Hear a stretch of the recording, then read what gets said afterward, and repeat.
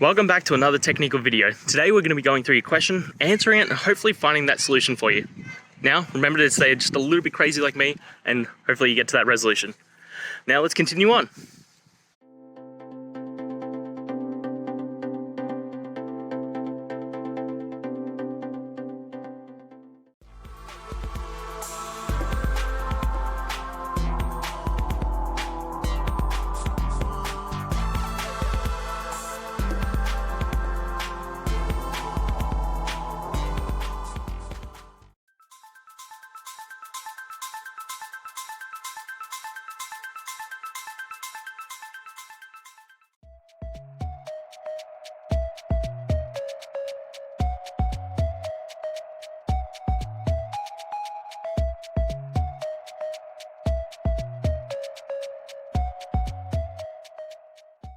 And that's it, guys. I hope the video helped find the resolution that you're looking for and you got the answer and worked your way through.